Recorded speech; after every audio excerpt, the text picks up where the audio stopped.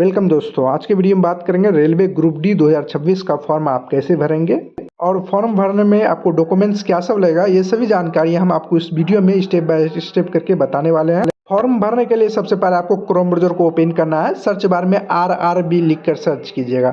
सबसे ऊपर में लिखा आएगा RRB CDG ऑफिशियल वेबसाइट। देखिए यहाँ कोई भी जोन आ सकता है, तो आप उस पर क्लिक कर दीजिएगा।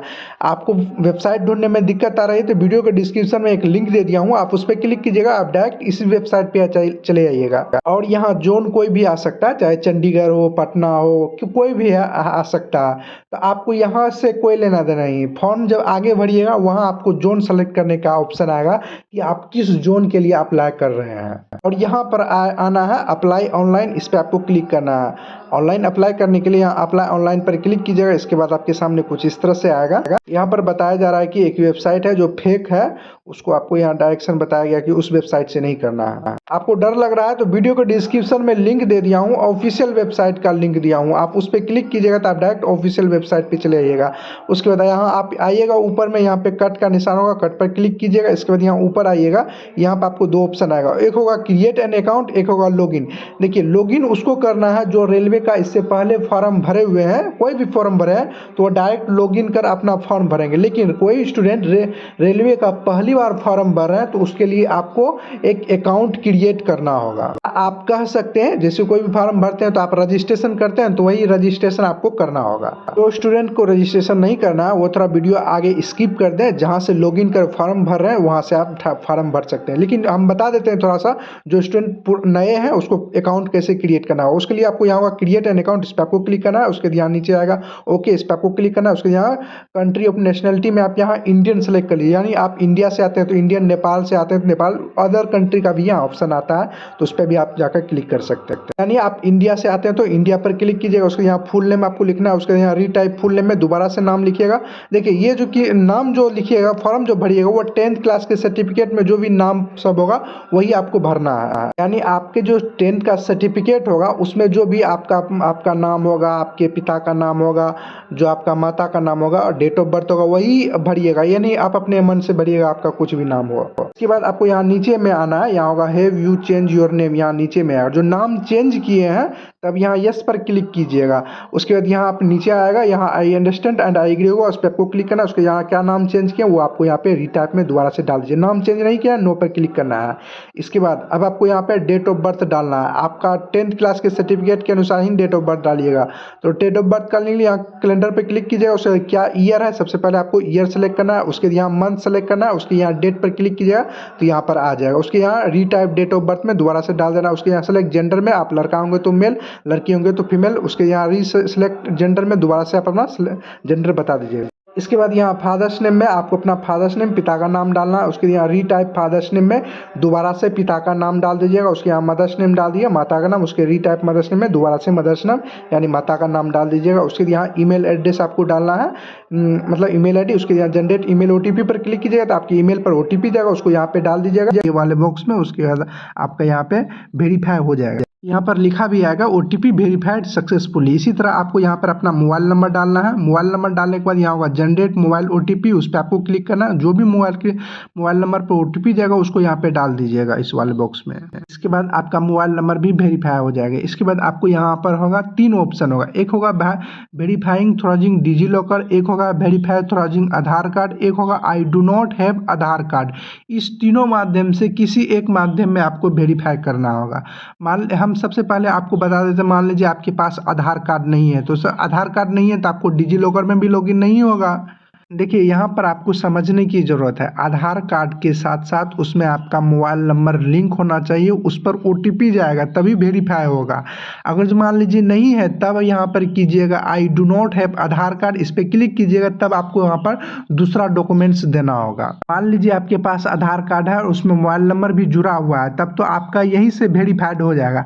नहीं है तब आपको वहाँ दूसरा डॉक्यूमेंट्स देना होगा। आपके पास डिजी लॉकर का अकाउंट है तब उससे भी आप यहाँ वेरीफाई कर सकते हैं। ये तीनों में से किसी एक में आपको यहाँ पर करना होगा। ये हम आपको तीनों बारी बारी से करके बताते हैं। पहले हम बता देते हैं जिसके पास आधार कार्ड नहीं है वह यहाँ पर I do not have Aadhaar card होगा, इस पर आपको क्लिक करना है। यहाँ फिर से आएगा I do not have Aadhaar card, इस पर आपको क्लिक करना है।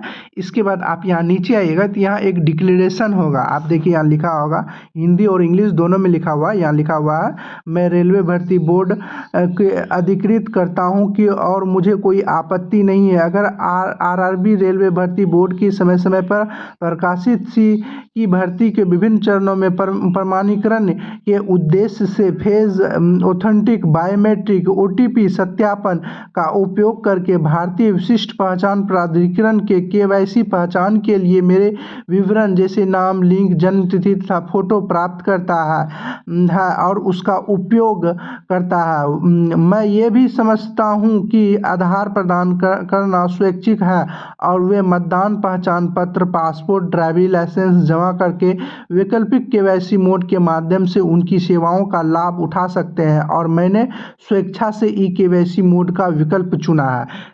डिक्लेरेशन पढ़ लीजिएगा, हम आपको पढ़ के सुना भी दिए। इसमें बोला जा रहा है आपके पास मतलब आधार कार्ड आपको देना ये आपकी मतलब स्वेच्छता है, आप नहीं देना चाहते तो आपकी इच्छा है। उसके सारा डिटेल्स पढ़ने के बाद यहाँ एक बॉक्स होगा, इस बॉक्स पर आपको टिक कर देना है। इसके बाद आप जो भी यहाँ पर देना चाहते हैं प्रूफ के लिए, जो भी आईडी जैसे पैन कार्ड या ड्राइविंग लाइसेंस, आप ड्राइविंग लाइसेंस देते हैं तब भी आपको वहाँ पर आपके ड्राइविंग लाइसेंस में आपका मोबाइल नंबर जुड़ा होना चाहिए, उस पर आपको OTP जाएगा, उसके बाद ही वेरीफाई हो जाए। जो मान लीजिए नहीं है तब आप यहाँ पेन कार्ड दीजिएगा, पेन कार्ड में आपको मोबाइल नंबर वेरिफिकेशन करना नहीं पड़ेगा, यानी पेन कार्ड में मोबाइल नंबर नहीं भी जुड़ा होगा तभी आपका चल जाएगा। लेकिन ड्राइविंग लाइसेंस में भी आपका यहाँ पे देखिए वैलिड OTP होगा, यानी आपके मोबाइल नंबर पर जो मतलब आधार कार्ड में मतलब ड्राइविंग लाइसेंस में जो भी मोबाइल नंबर होगा उस पर OTP जाएगा, वो आपको डालकर वेरीफाई करना होगा। जो भी देना चाहते हो वो यहाँ पे नाम सेलेक्ट कर लीजिए, उसके यहाँ नाम लिख दीजिएगा, जो भी ड्राइविंग लाइसेंस में होगा आपका नाम, उसके यहाँ डेट ऑफ बर्थ डालना, जो भी ड्राइविंग लाइसेंस में आपका होगा उसके यहाँ डॉक्यूमेंट में यानी ड्राइविंग लाइसेंस नंबर डालना, उसके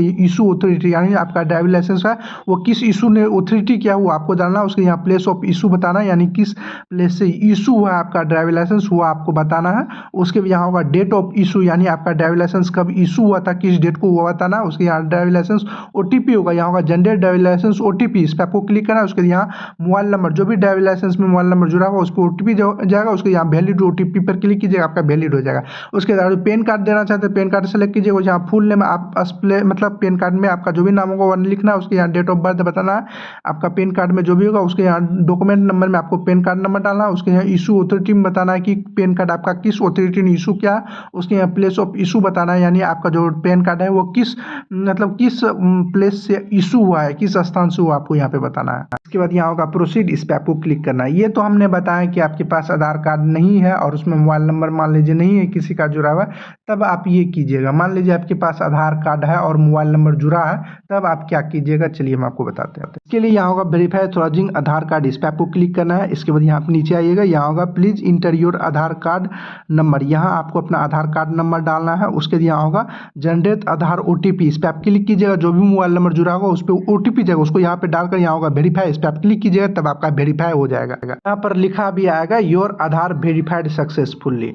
इसके बाद अब आपको यहाँ पर एक क्रिएट पासपोर्ट करना होगा, एक पासपोर्ट बनाना होगा जिसमें आपका एक कैपिटल लेटर होना चाहिए, एक स्मॉल लेटर होना चाहिए, एक स्पेशल कैटेगरी होना चाहिए, एक अल्फ़ाबेट नंबर होना चाहिए। जो पासपोर्ट आप बनाए हैं उसके कंफर्म पासपोर्ट में दोबारा बात डाल दीजिए। उसके यहाँ होगा I am not robot box होगा, इस पर आप टिक कर दीजिएगा। उसके यहाँ होगा preview and create an account, इस पर आपको क्लिक करना है। आप क्रिएट अकाउंट पर क्लिक कीजिएगा, उसके बाद आपके सामने कुछ इस तरह से आएगा, इसमें आपका पूरा डिटेल्स होगा, आप इसमें देख लीजिए कोई चीज़ तो गलत नहीं है। उसके बाद आपको यहाँ पर होगा I have rechecking and about details and found correct, इस पर आपको आगे बॉक्स हो इस पर क्लिक करना है। उसके बाद यहाँ होगा कि क्रिएट एन अकाउंट, और जो कोई चीज़ गलत है तो यहाँ एडिट होगा, एडिट पर आप क्लिक करें सुधार भी कर सकते हैं। जैसे हम क्रिएट एन अकाउंट पर क्लिक कर दिए, उसके बाद आपको यहाँ पर प्रोसीड होगा, प्रोसीड पर आपको क्लिक करना है। जैसे ही आप इस पर क्लिक कीजिएगा उसके बाद आपका अकाउंट क्रिएट हो जाएगा। यहाँ लिखा आएगा यूजर क्रिएट सक्सेसफुली, यहाँ से अब लॉगिन कर आप अपना फॉर्म भर सकते हैं। यहाँ से आप दोनों स्टूडेंट जो पहले अकाउंट क्रिएट किए हैं जो अभी क्रिएट किए हैं दोनों का सेम प्रोसेस यहाँ से सेम ही रहेगा। यहाँ पर होगा लॉगिन, इस पर पर क्लिक करना है। जैसे आप इस पर क्लिक कीजिएगा, यहाँ आपको आएगा लॉगिन विद आधार, एक होगा login with RRB account create. आप जिससे भी लॉगिन होना चाहते हैं आप उस पर क्लिक कर दीजिए। जैसे यहाँ होगा नीचे वाले में login with RRB account create, इस पर आप क्लिक कीजिएगा, कुछ इस तरह का इंटरफेस। यहाँ सबसे ऊपर में होगा मोबाइल नंबर या ईमेल एड्रेस, दोनों में से कोई एक चीज़ डाल दीजिएगा। उसको पासपोर्ट यहाँ डाल दीजिएगा, जो भी पासपोर्ट आपने बनाए थे।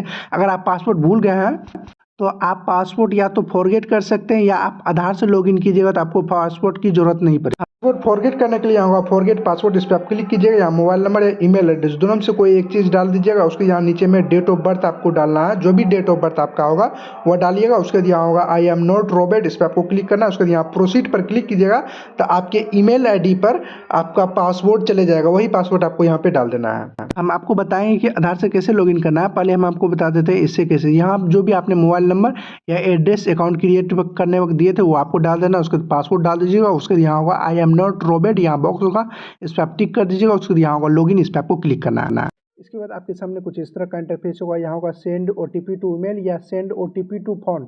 आप जिस पे भी ओटीपी मंगाना चाहते हैं आप उस पर क्लिक कर दीजिएगा, उस पर ओटीपी जाएगा, उसको यहाँ पे डालकर यहाँ लॉगिन पर आपको क्लिक कर देना। मोबाइल नंबर पर अभी जो है ओटीपी नहीं जाता है, इसलिए आप यहाँ ईमेल पर ओटीपी कीजिएगा तो आपका ईमेल पर आएगा ओटीपी। डालकर यहाँ लॉगिन पर आपको क्लिक कर देना।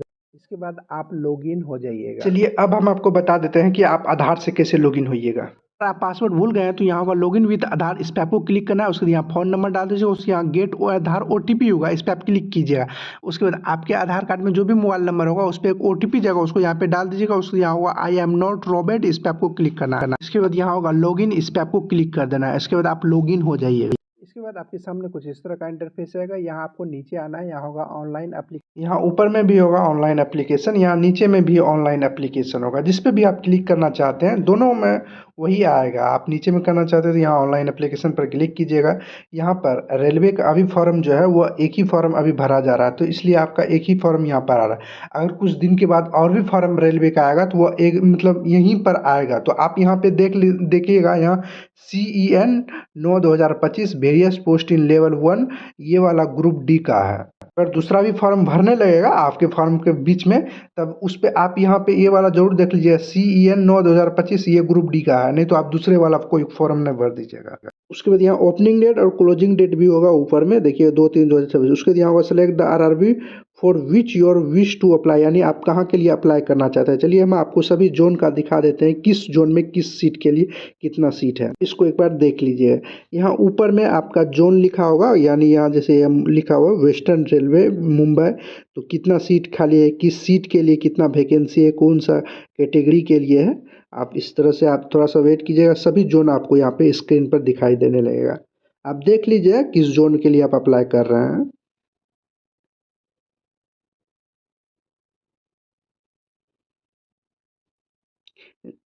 जैसे ये भुवनेश्वर का है, ईस्ट भुवनेश्वर का है, तो आप इसको देख लीजिएगा। उसके बाद ये वाला आपका बिलासपुर है, साउथ ईस्ट सेंट्रल का है। उसके बाद ये आपका न्यू दिल्ली का है, नॉर्थन ईस्ट। उसके बाद यहाँ नीचे आइएगा, ये आपका साउथर्न इंडियन चेन्नई का है ये। उसके बाद ये आपका गोरखपुर वाला है। उसके बाद ये आपका गुवाहाटी है। इसके बाद ये कोलकाता मेट्रो वाला कोलकाता का है ये। इसके बाद ये ये मुंबई का है, सेंट्रल रेलवे मुंबई का है। उसके बाद ये ईस्टर्न सेंट्रल रेलवे, उसके बाद ये भी कोलकाता का है, साउथ ईस्टर्न रेलवे कोलकाता का ये है।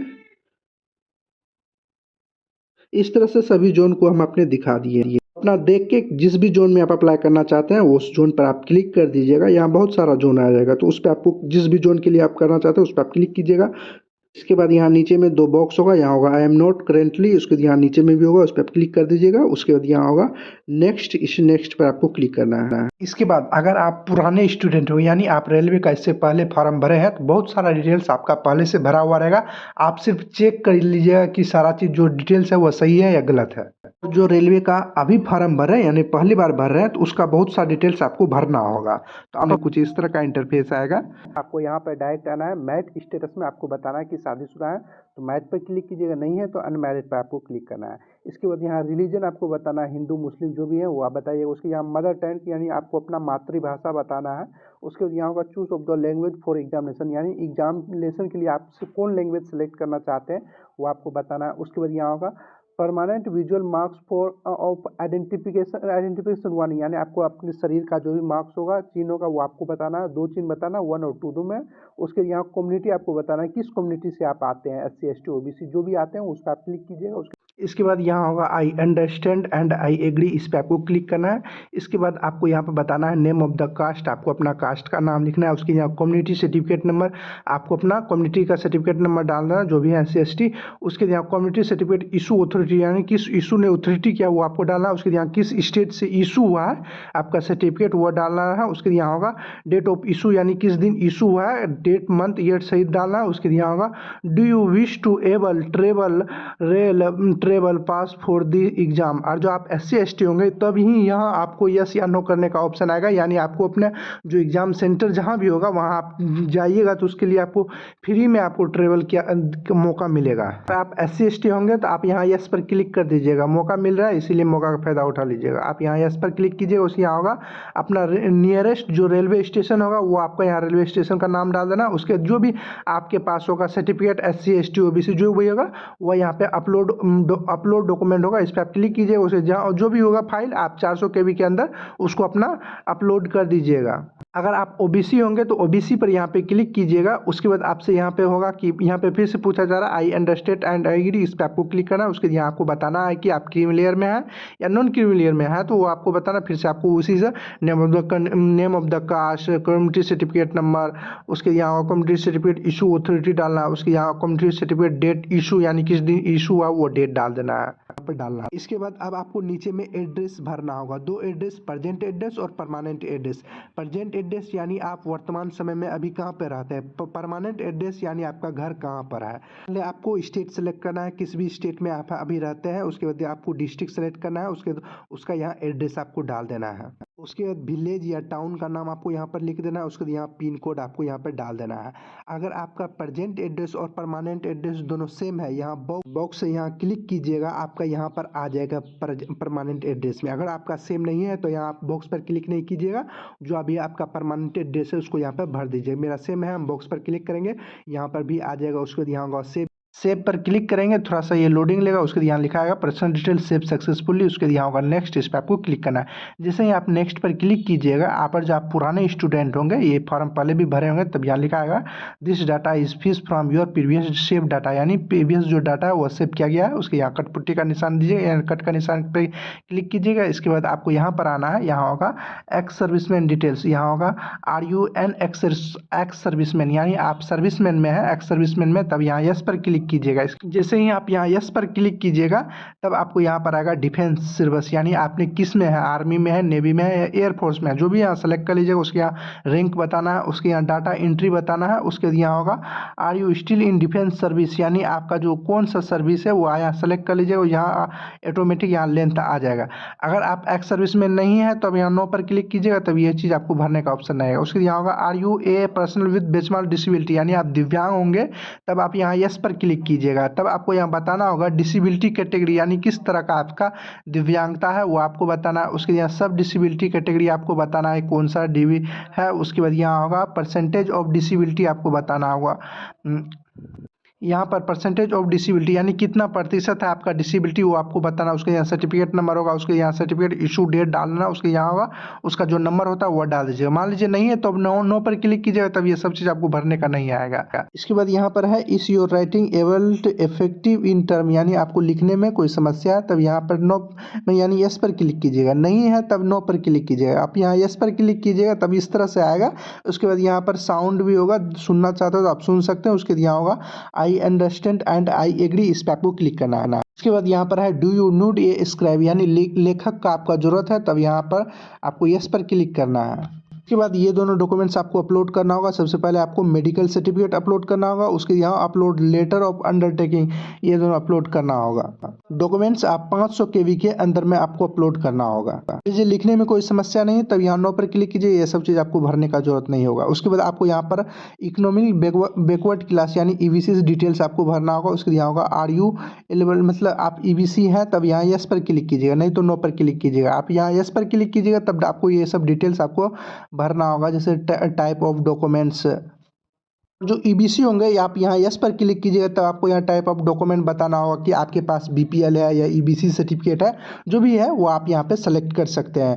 इसके बाद आपको यहाँ पर बताना होगा इशू अथॉरिटी, यानी जो ये सर्टिफिकेट है वो किस इशू ने मतलब अथॉरिटी ने इशू किया है उसका यहाँ पे नाम डाल देना है, उसके यहाँ सर्टिफिकेट नंबर, उसके यहाँ डेट ऑफ इशू डालना है, किस दिन आपका इशू हुआ था, डेट मंथ ईयर सहित आपको डालना है। इसके बाद यहाँ पर होगा details of service railway applicant, यानी रेलवे में आप सर्विस में हैं, यहाँ पर होगा are you an employ Indian railway, यानी आप इंडियन रेलवे में एम्प्लॉयड हैं, तब आप यहाँ पर यस पर क्लिक कीजिएगा। उसके बाद यहाँ आपको बताना होगा यहाँ have you applied of NOC, आपको एनओसी भी मतलब लेना होगा। उसके बाद यहाँ होगा सेलेक्ट कैटेगरी, यानी आप किस कैटेगरी पर हैं, वो ग्रुप सी ग्रुप ए जो भी है वो आप सेलेक्ट कर लीजिएगा। उसके यहाँ प्लेस ऑफ वर्क बताना है, कहाँ आप काम करते हैं। उसके यहाँ जोन या यूनिट बताना है, किस जोन या यूनिट में आप काम करते हैं। उसके यहाँ होगा रेलवे एम्प्लॉयड नंबर होता है वो आपको डालना है। उसके यहाँ डेट ऑफ अपॉइंटमेंट आपको डालना होगा। उसके यहाँ लेंथ ऑफ सर्विस ऑटोमेटिक आ जाएगा।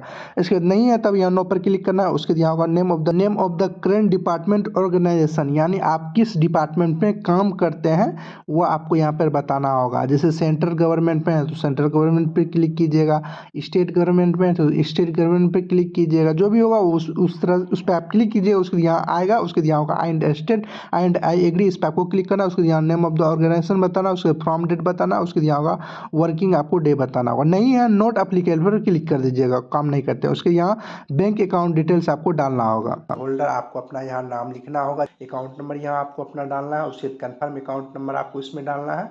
उसके यहाँ IFSC कोड यहाँ डालना है। उसके नेम ऑफ द बैंक आपको यहाँ डालना है। उसके बैंक का जो एड्रेस होगा यहाँ आपको डालना है। सारा चीज़ भरने के बाद उसके यहाँ सेव पर क्लिक करना है। उसके बाद आपको एजुकेशन क्वालिफिकेशन बताना होगा। वो एजुकेशन क्वालिफिकेशन में 10th का भरना होगा। चलिए हम आपको बताते हैं कैसे भरना है। यहाँ पर होगा क्वालिफिकेशन, यहाँ होगा सेलेक्ट। जैसे आप इस पर क्लिक कीजिएगा तो आप मेट्रिकुलेशन CLC सेलेक्ट करना है। SLC लिखा हुआ, उसके किस स्टेट से आपने पास किया है मेट्रिक वो आपको यहाँ पर बताना होगा। उसके बाद डिस्ट्रिक्ट, किस जिला से आपका जो भी कॉलेज में नाम था उस कॉलेज का आपका जिला नाम सेलेक्ट करना है। उसके बाद उस बोर्ड का नाम आपको सेलेक्ट करना है, किस बोर्ड से आपने 10th पास किया हुआ है। आप जहाँ से भी किए हैं उसका यहाँ नाम लिख देना है। उसके बाद आपको डेट ऑफ रिजल्ट डिक्लेयर, आपका किस तारीख को डेट डिक्लेयर हुआ था आपके मार्कशीट में लिखा होगा, उस डेट को आपको यहाँ पर फिल कर देना है। उसके बाद यहाँ आपको उसका रोल नंबर भरना है।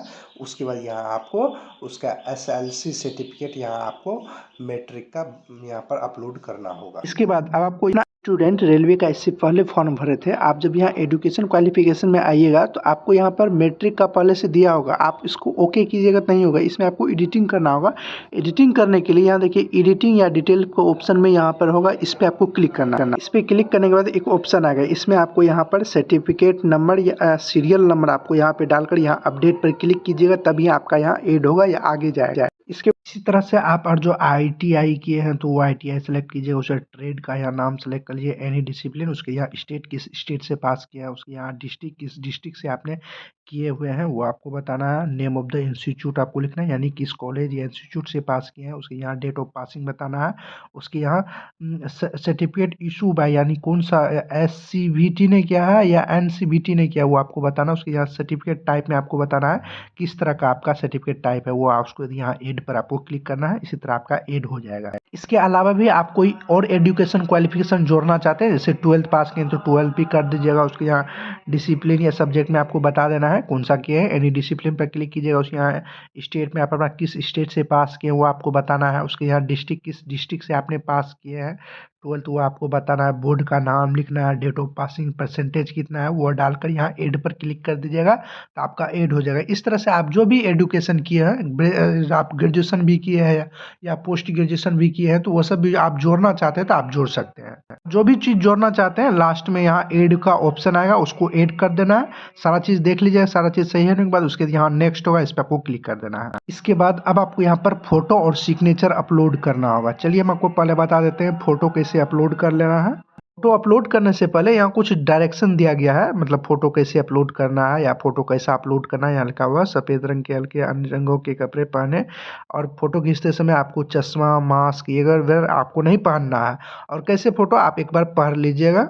और सिग्नेचर आपको कैसा अपलोड करना है, आवेदन के सफेद कागज पर काले रंग के स्याही से आपको सिग्नेचर करना है। सिग्नेचर का जो पीडीएफ होगा वो 30 से 49 केबी के बीच में होना है। जो लैपटॉप से भर रहे हैं और मोबाइल से अच्छा से आना चाहिए कैप्चर, तो यहाँ होगा capture live image from mobile. इस पर आप क्लिक कीजिएगा तो एक QR कोड आपके सामने जनरेट होकर कुछ इस तरह से आएगा। इस QR कोड जैसे ही आप स्कैन कीजिएगा तो आपको डायरेक्ट लॉगिन हो जाइएगा आप। उसके बाद आप लाइव फोटो अपलोड कर सकते हैं। हम आपको दिखाई देते हैं। यहाँ आपको सबसे पहले क्रोम ब्राउज़र को ओपन करना है। इस पर आप क्लिक कीजिएगा। जैसे ही आप इस पर क्लिक कीजिएगा, जैसे ही इसको स्कैन करना है, जैसे ही आप स्कैन कीजिएगा ये डायरेक्ट लॉगिन हो जाएगा।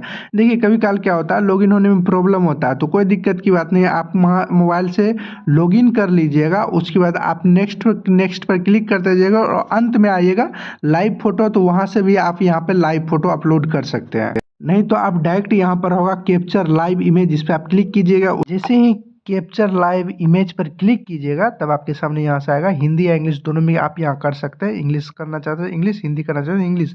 उसके यहाँ कैप्चर लाइव इमेज होगा, इस पर आपको क्लिक करना है। इसके बाद यहाँ पर आपसे पूछा जाएगा क्या आप जुड़वा भाई बहन है, और जो है तब यहाँ यस पर क्लिक कीजिएगा। तब आपको उसका आइडेंटिफिकेशन बताना होगा। नहीं है तो नो पर क्लिक करना है। उसके यहाँ कैप्चर लाइव फोटो पर क्लिक कीजिएगा। इसके बाद यहाँ सर्कल में आपको अपना फेस करना है। देखिए ग्रीन होगा तब यानी फोटो अच्छा आ रहा है, रेड आ रहा है यानी आपका फोटो है वो अच्छा नहीं आ रहा है। ग्रीन होगा तो आप अस्थिर हो जाएगा। उसके बाद यहाँ ऑटोमेटिक यहाँ टिक लग जाएगा, आपका फोटो यहाँ अपलोड हो जाएगा। अब नीचे में यहाँ सिग्नेचर आपको अपलोड करना। अपलोड करने के लिए यहाँ ब्राउज़र होगा, इस पर आप क्लिक कीजिएगा।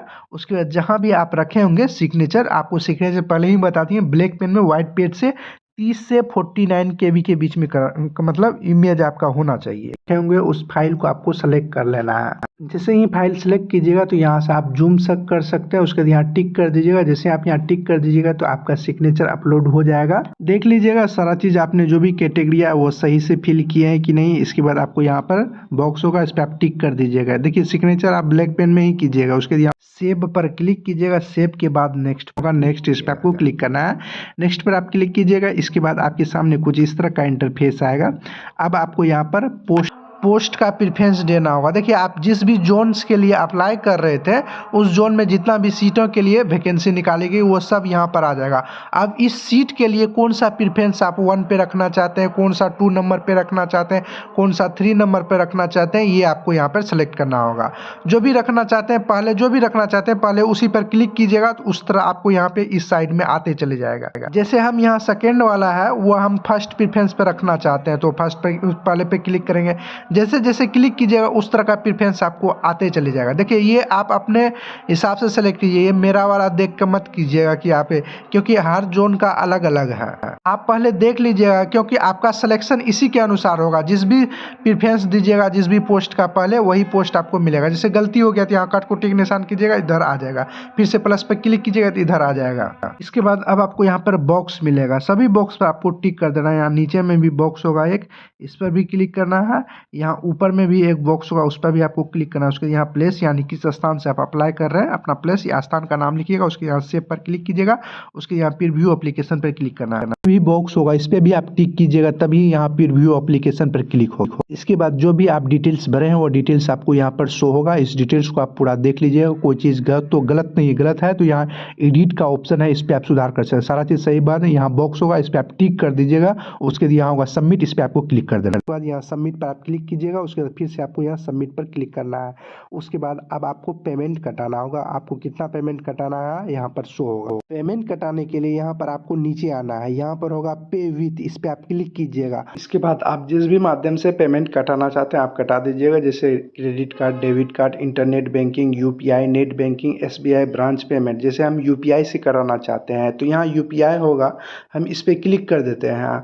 उसके बाद यहाँ होगा यूपीआई आईडी से कराना चाहते हैं तो यहाँ भी यूपीआई आईडी आपको यहाँ पे डाल देना है। जो आप क्यूआर कोड जनरेट करना चाहते हैं तो यहाँ क्यूआर कोड होगा, इस पर आप क्लिक कीजिएगा तो एक क्यूआर कोड जनरेट होगा। उस क्यूआर कोड पर आप जैसे ही पेमेंट कटाइएगा तो आपका यहाँ पेमेंट सक्सेसफुली लिखा आ जाएगा। आपको पेमेंट कटाने में थोड़ा सा वेट करना है। आप जैसे ही पेमेंट आपके अकाउंट से कटेगा 1 से 2 मिनट आपको कुछ नहीं करना है, वेट करना है। जैसे ही 1 से 2 मिनट होगा ये अपने रिडायरेक्ट ऑटोमेटिक घूमने लगेगा और आपका पेमेंट सक्सेसफुली कुछ इस तरह से आएगा। आपको फिर से वेट करना है। जैसे ही वेट कीजिएगा ऑटोमेटिक घूमेगा उसके बाद आपके सामने कुछ इस तरह से आएगा। यहाँ पर आपका नाम यहाँ लिखा आएगा सक्सेसफुली पेमेंट। आपको यहाँ पर नीचे आना है। नीचे आने के बाद अब आपको यहाँ पर होगा प्रिंट, इस पर आपको प्रिंट पर क्लिक कर देना है। जैसे आप यहाँ प्रिंट पर क्लिक कीजिएगा कुछ इस तरह से आएगा। इसके बाद यहाँ पर बैक होगा, इस पर आप क्लिक कर दीजिएगा। उसके बाद यहाँ होगा व्यू एप्लीकेशन, देखिए आँख टाइप का होगा, आप उस पर क्लिक कीजिएगा तो आपका प्रिंट निकल जाएगा। आप रेलवे का जितने भी फॉर्म भरेंगे यहाँ पर आ जाएगा आपका। इस तरह से आप प्रिंट भी निकाल सकते हैं, प्रिंट निकाल लीजिएगा। इस तरह से आप रेलवे का सक्सेसफुली फॉर्म भर लिए। वीडियो पसंद आए तो वीडियो को लाइक शेयर और कमेंट जरूर करें। अगर आपने अभी तक इस चैनल को सब्सक्राइब नहीं किया तो सब्सक्राइब कर बेल आइकन को दबा दें। आपको इसी तरह की जानकारी इस चैनल पर मिलती रहेगी। चलिए अगले वीडियो में मिलते हैं किसी और जानकारी के साथ, तब तक के लिए गुड बाय।